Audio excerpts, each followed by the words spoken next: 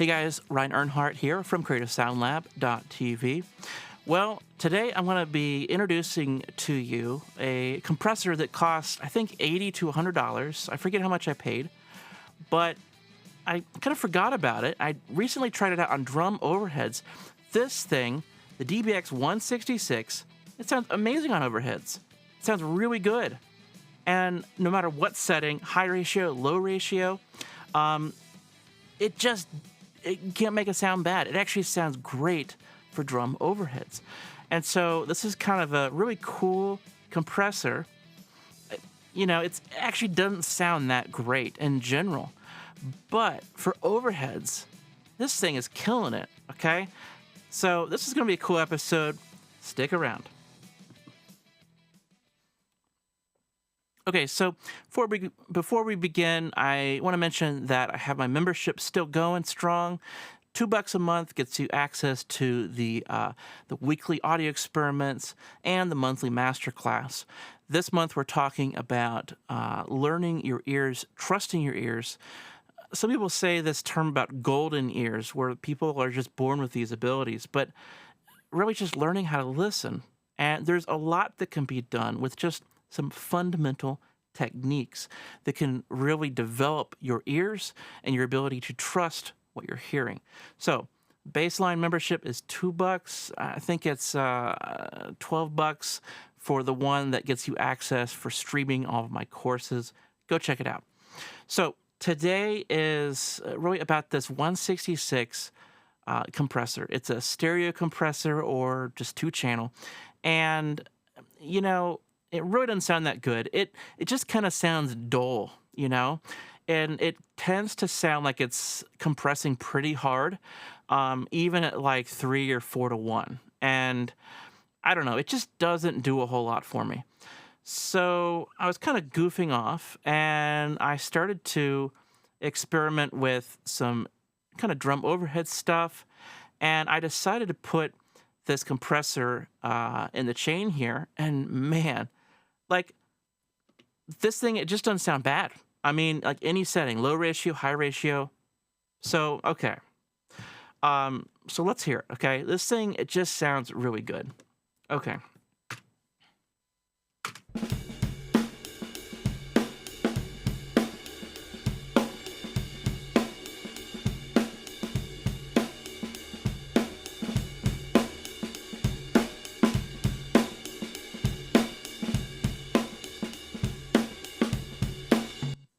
Okay, and by the way, the compressor is fully wet, the compressor is fully out, and it's just a dry signal.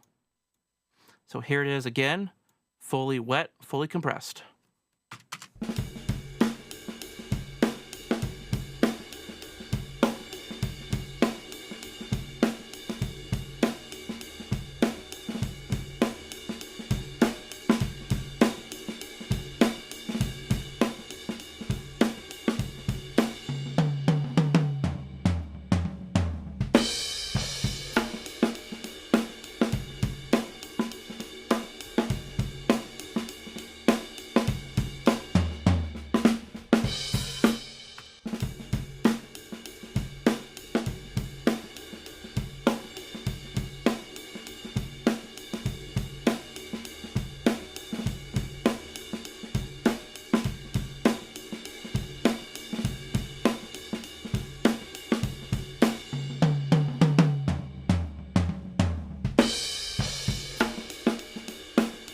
So yeah, it just adds a thickness there, you know? That kind of dull sound that made it sound bad on stuff like vocal, and I mean, it just didn't have any real sparkle to it, right? And not even sparkle as in like a tone thing, but just, it didn't do anything really. It just kind of made it sound worse than before. But with overheads, I think it's perfect. It kind of rounds out those transients a little bit, and it kind of warms up and fattens up the sound a little bit. It's really bizarre how, you know, the cheap quality of it, I guess. You know, this is not a high-end compressor, but it is really well suited for drum overheads, and it just so happens to line up perfectly.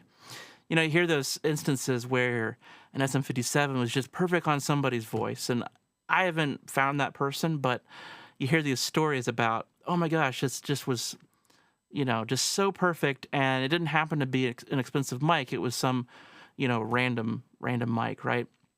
Well, I think this is one of those stories where it didn't cost a lot, but it actually sounds really, really, really nice. So I'll show you a couple different settings of the compressor. Right now, it's actually pretty low ratio here. This is actually a technique I'll be introducing, but it's a very, very low ratio here. I'll go ahead and kind of do it, kind of like maybe, yeah, like a medium ratio, let's say.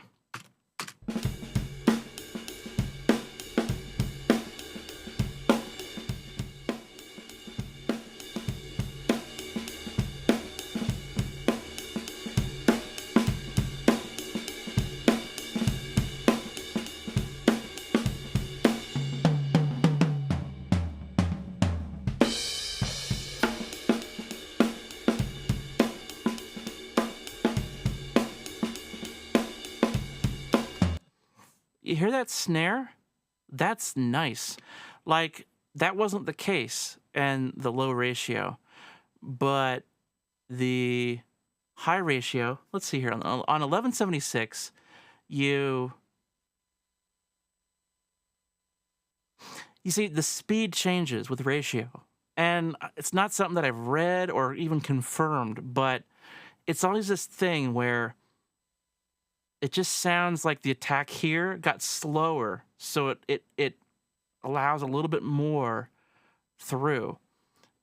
I want to say usually it's the opposite. Usually, if you go to a low ratio, you have to kind of speed up the attack and release on 1176 to kind of get the same kind of action. But here, I don't know, it just sounds like it's more attack, and maybe it's just a more aggressive ratio, but that's interesting, right?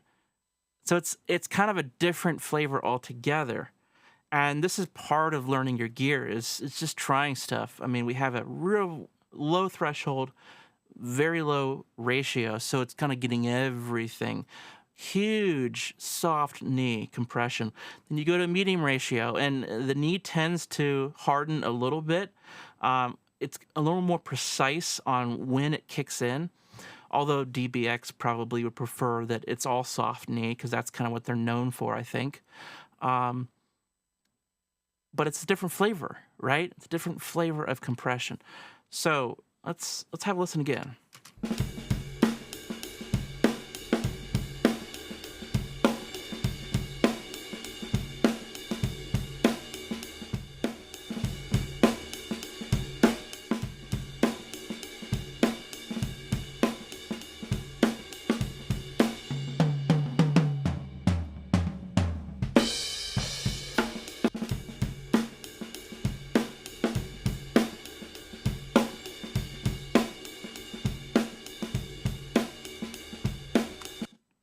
Yeah, it just kind of wants to sit in the mix, you know? It just feels under control. And this is like a 1.1 ratio. Okay, it's not even 1.5 to 1. Okay, it's like 1.1. Super low ratio here. Then we tighten it up with a little bit higher ratio. We get a little bit more of that snare attack.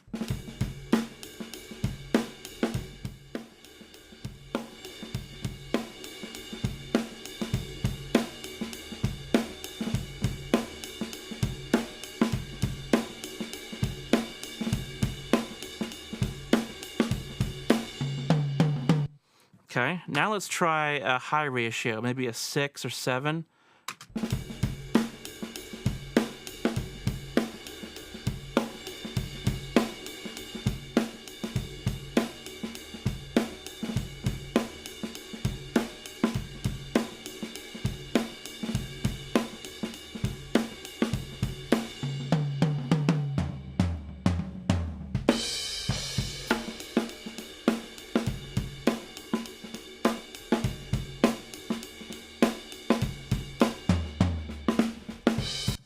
Yeah, you gotta love the nag screens of the of the virus protection software that goes expired, and they keep nagging you about it.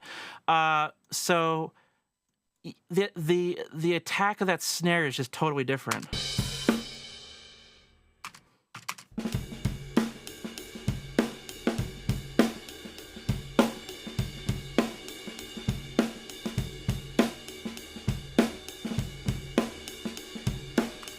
Yeah, yeah. So, really nice. It's similar to like the 4-to-1. Let's go like all the way with this. Let's go to like a limit mode.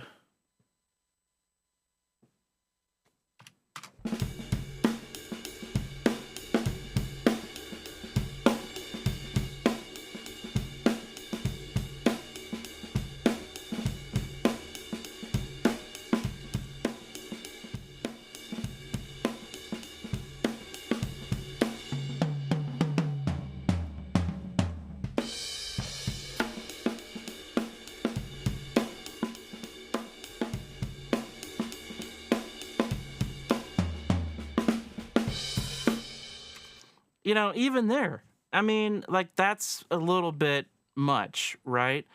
But that doesn't exactly sound bad. I mean, does it? Let's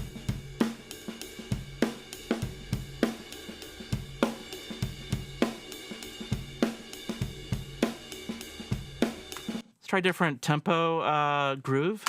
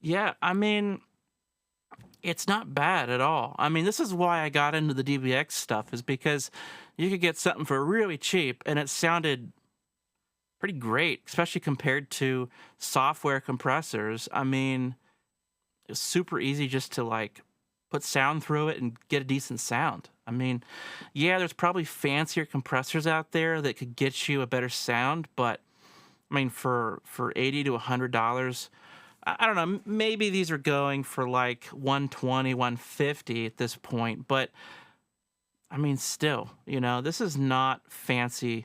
This is not fancy gear here.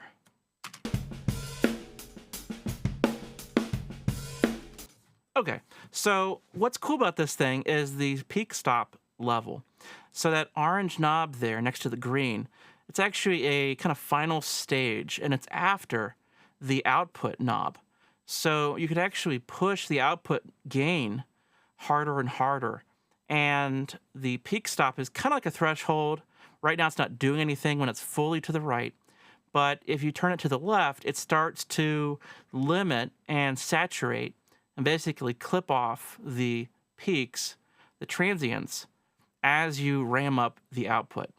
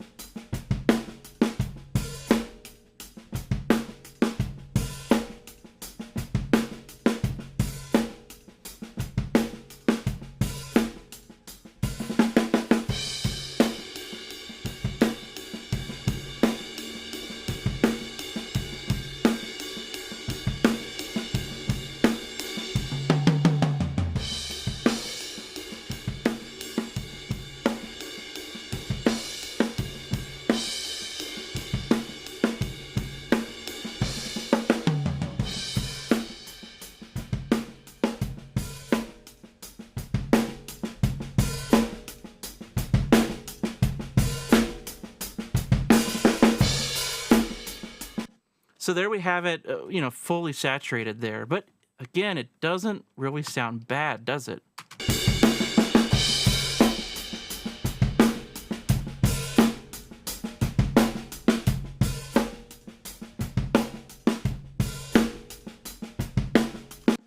You can hear the sharp transient come back. It's no longer saturated.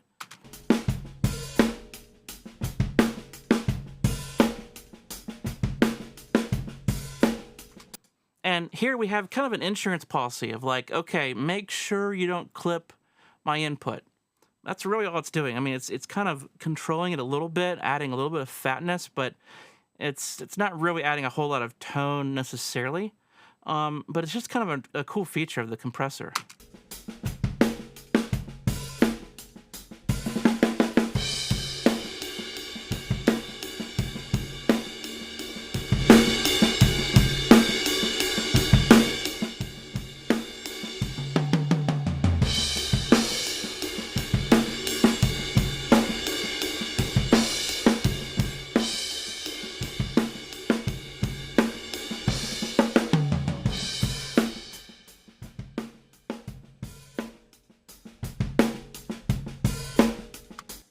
So we can hear that the green knob, the output is before this. So you have to use this and this to kind of dial it in.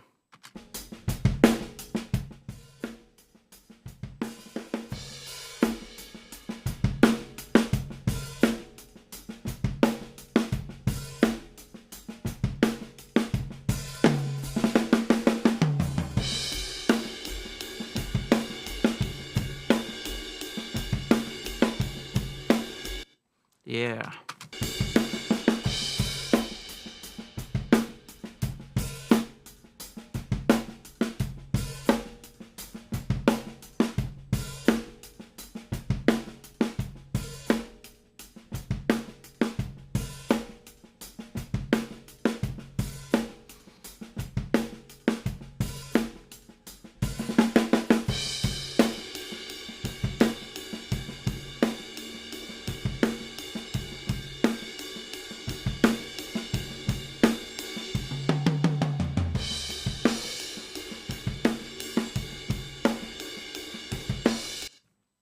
Yeah. So, I mean, how could you complain, you know?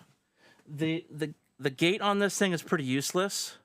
We could see if it'll do anything. It does sound pretty bad.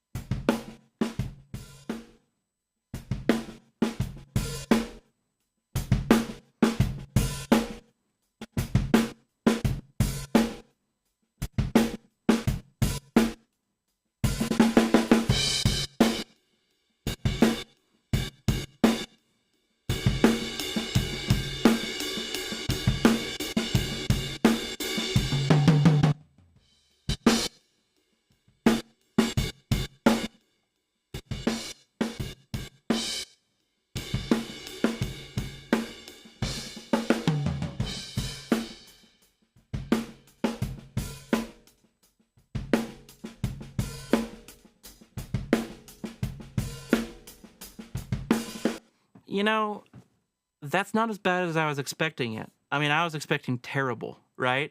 Like I was trying to set the gate for this dialogue mic today, and it's like I could not find a good sounding setting, and it's ridiculously bad. That actually that doesn't suck nearly as bad as like so many other things I've tried. So yeah, 166 DBX.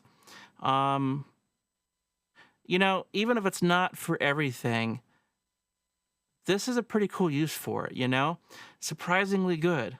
And I will say that the manual, if you want to actually have a good read, the manual for the DBX 166 has some really cool tips of kind of some really old school engineering about, sending an oscillator through the compressor and side chaining with the 166, from the kick drum, and that oscillator is a low frequency, like 80 hertz, and it's kind of an old school technique of creating a sub kick.